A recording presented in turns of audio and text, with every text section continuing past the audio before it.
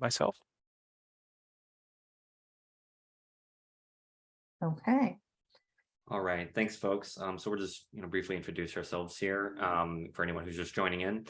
So hi, I'm Dr. James Boothe. I am a senior tutor and residency advisor here at EMP, and I am a faculty attending in the Department of Medicine at Johns Hopkins Hospital, where I'm a hospitalist.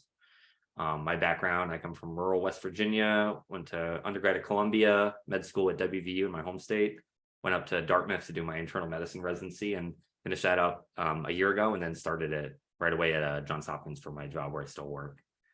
So I'm very excited to be talking about like how to help strengthen applications and address certain red flags or issues that might come up during that process. Awesome. And I'm Sarah Godfrey, again, and I did my med school, MPH, and residency training at Columbia.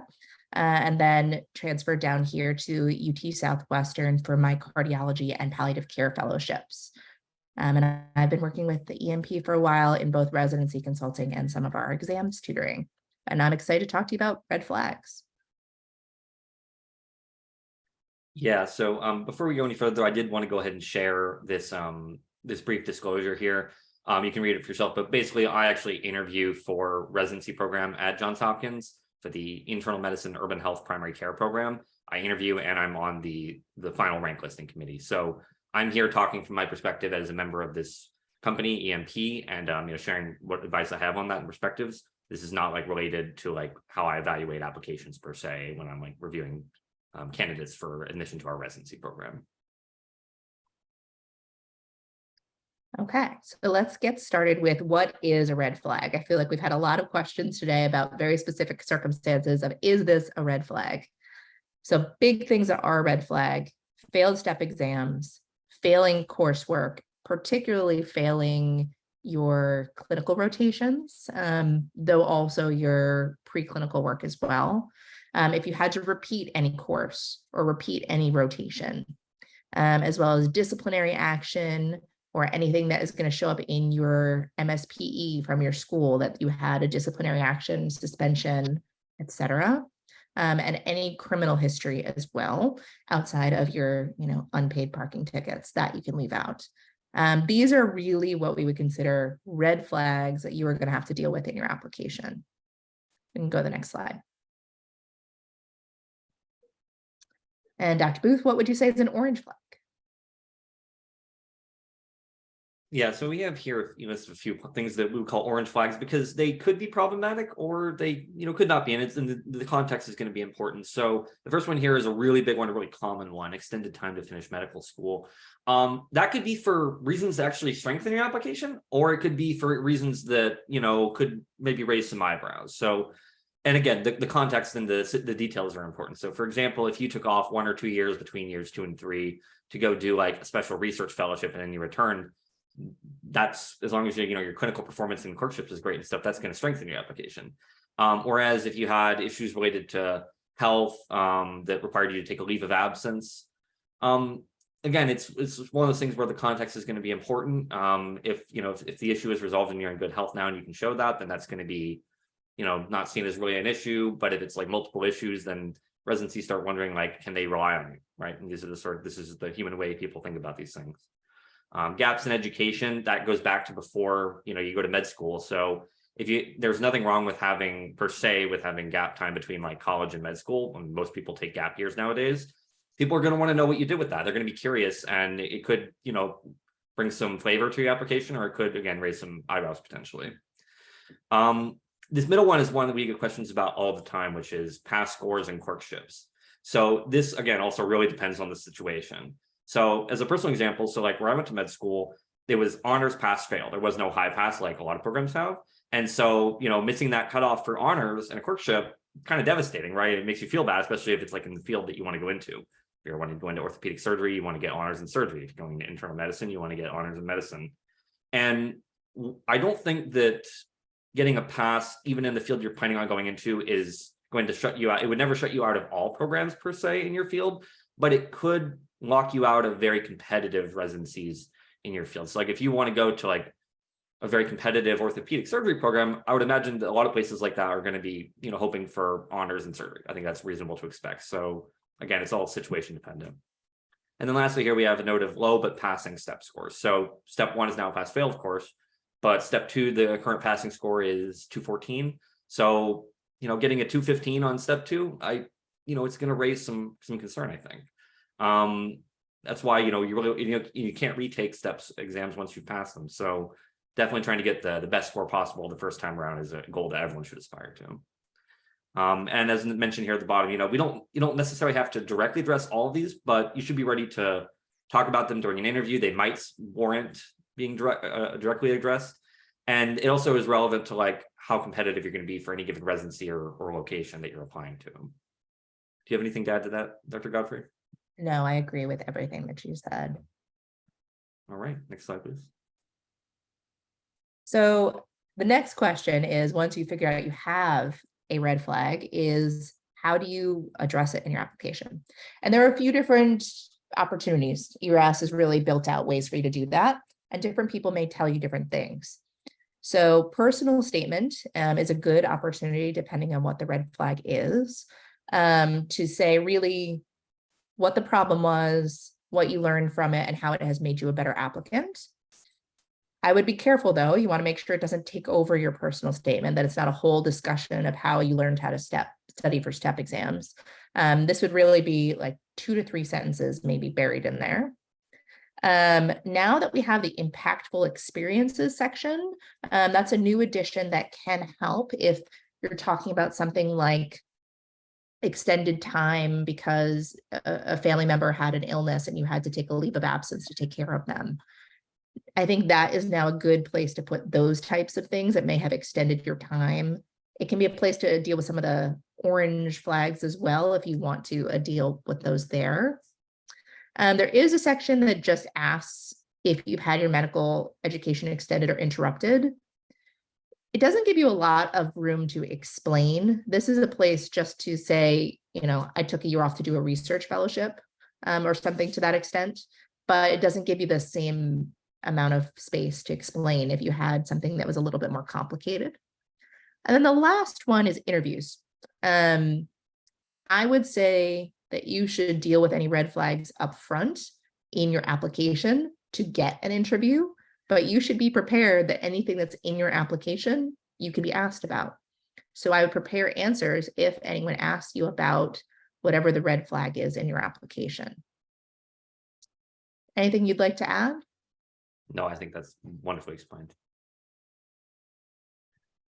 So then addressing the question of how do we actually approach these red flags and try our best to address them. Rule number 1, 2, and 3, I would say here is be honest. And part of honesty is not being dishonest by omission either. What I mean by that is, tell the truth, the whole truth, and nothing but the truth. So it's best to get the story out there very directly, clearly, and frankly, and not leave out any details, because you don't want it to be a trail of breadcrumbs that they're discovering as the course of reading your letters of reference, doing an interview with you, looking over your application. It's just be all out there on the table if there's something that you want to address. That's going to be seen as the mature way to handle this. Explaining, as Dr. Godfrey was mentioning, it can be hard to find space sometimes in the application to address it, but you do want to make sure you're addressing anything that really is a really big potential red flag. Owning what you did, very, very important. And they're looking for this very mature, humble tone where you recognize that things didn't go the way you would have hoped. You want to explore briefly the factors that led to that, and importantly, what you learned from it and how you grew. Because the fact is, this is like the classic interview question, like, tell me about a time you failed at something. Like, everyone's failed at something sometime. Everyone's messed something up, we all have. And the person who hasn't isn't a person, or the person who doesn't think they failed is not someone people want in a residency program. I'm just going to point that out. And so always connecting it back to like how you have grown as a physician in training, and a future attending provider is going to be something they're looking for. Anything to add on that, Dr. Godfrey? No, I think that's perfect. You have to walk the fine line of honesty, but also a little spin to make it, clear that you have grown as a person. Absolutely. Okay, so we're going to give some examples. This is a good example of how to address a failed STEP score. So it says, unfortunately, during my third year, I faced a setback when I discovered I had failed STEP 2CK. I've historically struggled with standardized tests, and I had a hard time finding the best way to study for this type of test. However, once I received this result, I worked with my dean's office and a tutor to develop a better study plan, and I was successful in my second attempt. Though I would have preferred to pass on the first try, this experience taught me lessons in humility, resilience, and determination that will help me overcome the sort of challenges that may come during my future training. So this acknowledges what happened. They failed the step 2, acknowledges the circumstances that they have a hard time with standardized testing, then shows concrete actions that they took to address this by working with the dean's office and a tutor to learn new study methods, and then emphasizes how this helps them moving forward, that humility and resilience are very relevant to being a medicine intern, for example, which is always a constant lesson in humility and resilience. So it highlights them as a better applicant than they were. So I think this is a good example. And I think the next slide is going to be a less good example. Yeah, so let's walk through this one and we'll see maybe where things didn't go so well with this, this draft attempt. So it says, I ended up failing on my first attempt at Step 2CK, but I really had a lot going on in my personal life at that time. And I also feel that my medical school didn't prepare me particularly well for the test. Most of the material that was on the test was on science-oriented topics that I feel don't translate into clinical skills and clinical practice at all. And that made it more challenging for me. But even then, I was very surprised when I received my exam result. I managed to pass on my second attempt, and I'm just glad at this point to have checked that box and have it behind me. All right, so yeah, I mean, there's some issues here, obviously. So, you know, the first mistake they make is kind of vague, non-specific excuses, quote unquote. So like, I had a lot going on in my personal life, like all medical students don't, right?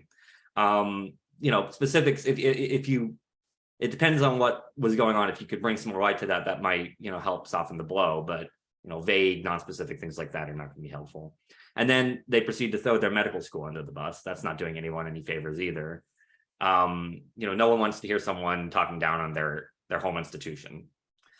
And then this commentary that this section provides on, like, you know, how they think that the test was testing the wrong things. Everyone was taking the same test. You know, that's the thing about the steps. Everyone takes the same test. So, you know, it's a fair game for everybody in that regard. And then, you know, kind of the closing with this idea of like, well, we're just going to put this behind us. Don't look backwards. Talk about like what you're going to be doing going forward and how it's going to inform you. Because remember, I mean, step 2, you still got one more step left. And then in residency, you're going to have things like in-service exams. And then ultimately, you're going to have board certification exams after you finish residency. So residencies can be concerned about bringing on someone who they feel hasn't like taken action and shown ability to learn how to, for example, be a decent test taker, because tests are in your future as a physician. There's no getting around that. Do you have anything to add to that on the commentary here? No, I think that's perfect, that you want to come across as a professional adult who can make mistakes and learn. That's kind of the key that we're talking about. And I see we have some comments in the chat. Well, on the Q&A, we'll answer those at the end of this session. Okay, so for our re-applicants, I know it can be very disappointing and stressful and overwhelming to realize you didn't match the first time around, and that you need to apply again.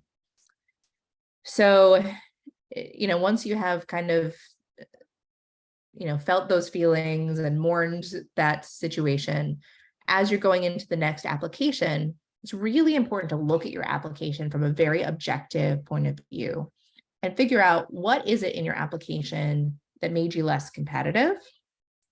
And this is a great opportunity to get other sets of eyes, either from your medical school or a mentor, or dean's office, and kind of separate what those weaknesses are and whether they are something you can change. You know, did you only apply to 10 programs? Did you only apply to the top 10 programs in the country? And that's why. Versus things that you really can't change, like you failed step 2.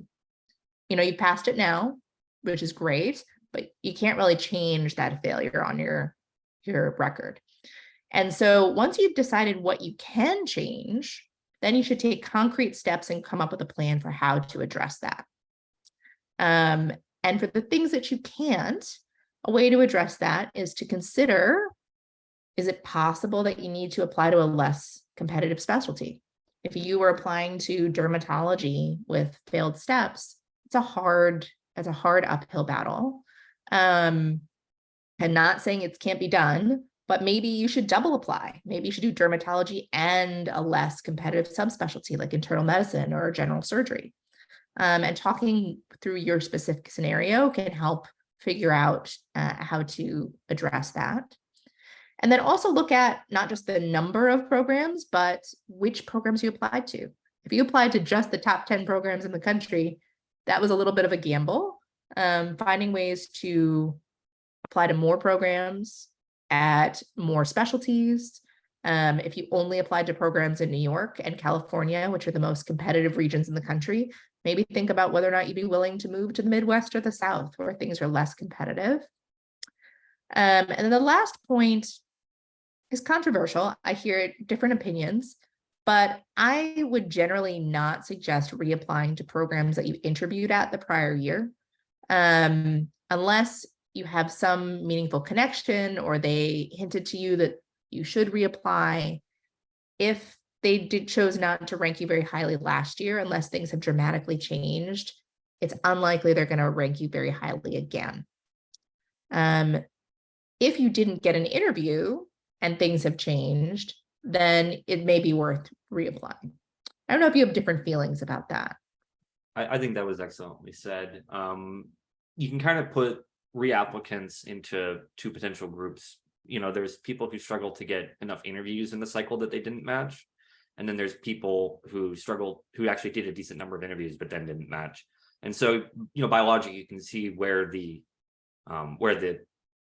issue most likely arose. So if you're struggling to get interviews, then it's, quote, the application that most likely could use some improvement in terms of increasing competitiveness, whether that's getting more US-based clinical experience, publishing a paper or two, presenting at a conference, getting some really good, more intimate letters of recommendation that are going to speak more highly to your skills and your potential. Whereas if you did if you're applying to for example, internal medicine and you did 12 interviews, at a kind of a spattering of programs, and then you don't match, then maybe the main thing to focus on is your interview skills while also trying to strengthen your application in your year off, because that statistically you should have been kind of in the clear if you look at the data on that as an example. So again, it's always about looking at where things maybe started to veer off course and trying to focus on a lot of your interview on that.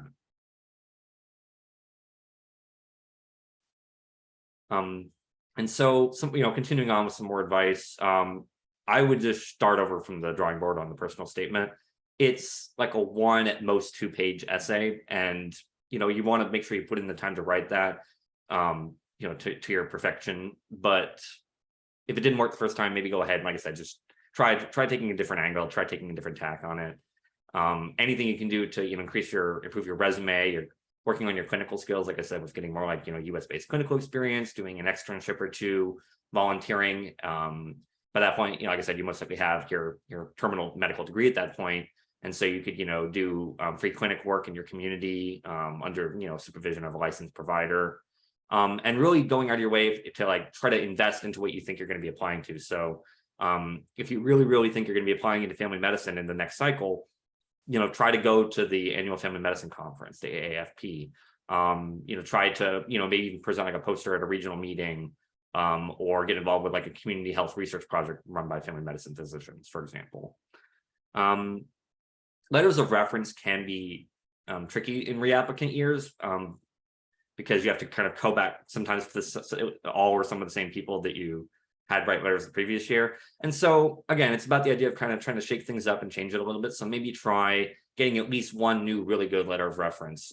And the example here as mentioned was someone you worked with in a free clinic, and they can say I worked one-on-one with this person for 6 months, day in, day out. They really are something special, and they have a talent and passion that's going to be seen favorably.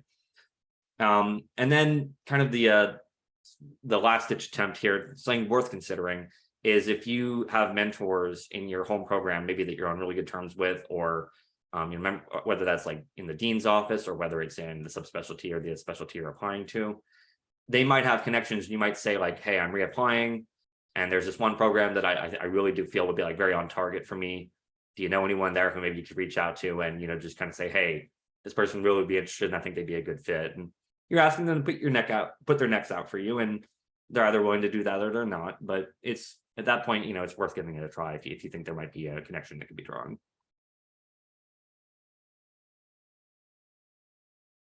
Anything to add on that, Dr. Godfrey? No, I think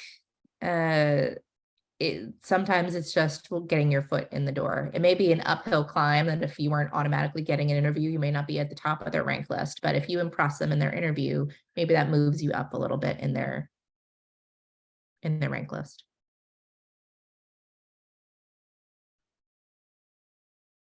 All right. So Okay, I saw so- we had a couple questions. Oh, sorry, Dr. Yeah. Oh, yeah. Sorry. We're in the Q&A, and we also have some additional questions that we know some people have submitted beforehand and that we've put into some slides. But you want to go ahead with some of the live questions, and also we can also address some of the questions that we've sort of we've prepared from before. Dr. Boothe, Dr. Godfrey, please take it away. And we have a couple more minutes before we're going to go into our last session, which will be applying as an IMG. So if you want to address them now, we can do that for a couple minutes, and then we'll start our next and final session of the day, which will be started at 1:30. So about 7 minutes or so. So Dr. Godfrey, I'm going to pass this one over to you. This question in the chat is: the standard eval letter becoming a requirement for IM applicants in upcoming cycles? Do you know anything about that? The standard eval letter? I'm not quite sure myself what this question is referring to. I know that certain fields, I believe EM, if I'm correct, like have certain standardized evaluations and letter templates that people are supposed to adhere to. Yeah, OB-GYN has one too. Yep. Internal medicine, I don't think we have a specific format for our letter. I can say I haven't heard anything about this being a policy change, but it very well could be. So again, like I just can't be certain. I just haven't heard anything about it. Here's a good question. Would you include in your personal statement as a reapplicant that you did not match the first time? What do you think? That's a tough question. I think that it is relevant. I think there's a lot of situations when you would, and the easiest example is, let's say you're a US-based MD or DO senior, you apply, you don't match, and so now you're applying again the next year. You would have to provide, I think it would behoove you to provide the context of like, I basically do have this gap year, so I'm not technically a senior, quote unquote, anymore. And here's what I've done with that year, right, to develop myself. I've worked in this free clinic, I've done these externships, I've presented this poster at a conference, I've submitted this abstract. So I think that it does provide some context and frames your application in an accurate but very clear way where you're putting that on the table. What do you think about that? I think I agree.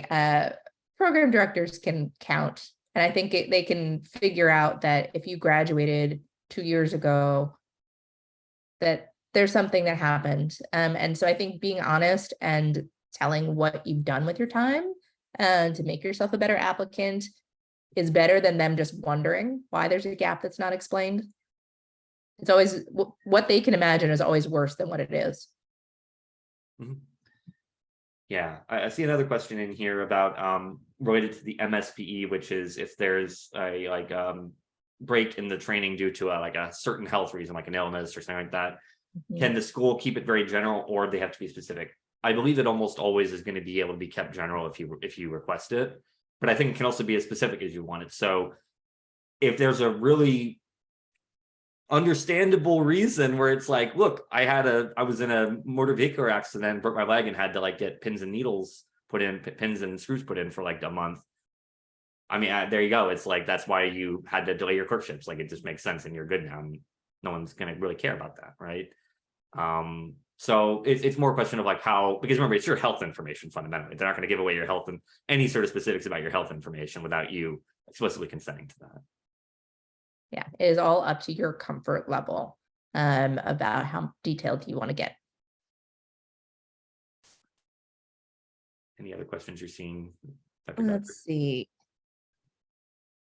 And then after this question, we'll take a pause, and then we'll prepare for the next session. So if you want to take one of the pre-prepared set questions as well, that would be also, can also do that. is there any harm to applying to more than one specialty in a given year?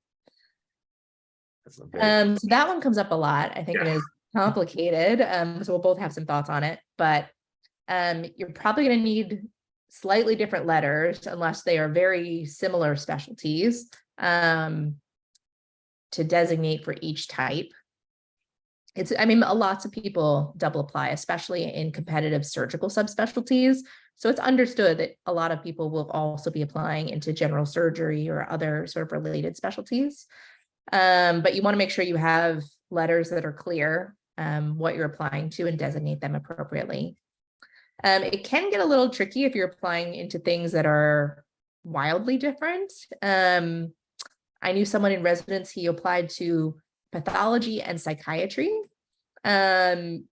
just had genuine interests in both. So I think you just have to have very different personal statements and make sure that your application, there are two versions of your application that fit both specialties. What would you say about that one? Yeah, we were noting, this might be one of the most commonly asked questions we get. And I would agree with everything you said. And I especially would hone in on what you said about like, it can raise eyebrows if you're applying to two things that seem quite different. If you're applying to plastic surgery and you're applying to co-applying to general surgery, that's going to be almost everyone who applies to plastic surgery, right? Because there's such crossover. You can become a plastic surgeon by doing general surgery first. Like no one's going to mind that whatsoever. That's just the way the world turns. And if you want to be a primary care doc, if you're applying to internal medicine and family medicine, both of those make sense. Yeah, precisely. Whereas if you're applying to internal medicine and interventional radiology, I think that would maybe like raise some eyebrows. And, you know, it's because it's more in the line of really a surgical field. And so someone might almost expect you to apply to general surgery instead. So at the end of the day, like, you know, it makes the whole process harder because you have to get completely separate sets of letters, sometimes from the same people. And you want to make sure you don't cross the wires. There would be nothing worse than you're applying for cardiothoracic integrated surgery residency. And then they see that, you know, the letter is saying like, I think they would make an amazing family medicine physician. So being very careful not to cross the wires is important. Yeah. So actually, this is a great way to sort of finish up this session. We are actually going to have some supplemental sessions that are going to occur after this residency roundtable. We couldn't do an all-day thing that goes 12 hours. I think we would exhaust our senior tutors in this process. But we're going to have a supplemental session that's going to discuss the topic of applying to dual programs, such as say med-peds, and also the situation of I am interested or I think I need to consider applying in two different specialties simultaneously. And we'll try to deal with these in a more specific time. This will be a recorded session, and then when that's available, we'll make that available. We'll alert you via email and also post that on our YouTube channel and on our website and blog post. I'd like to pause here and pause the recording, so if we just go ahead and do that, and then I'm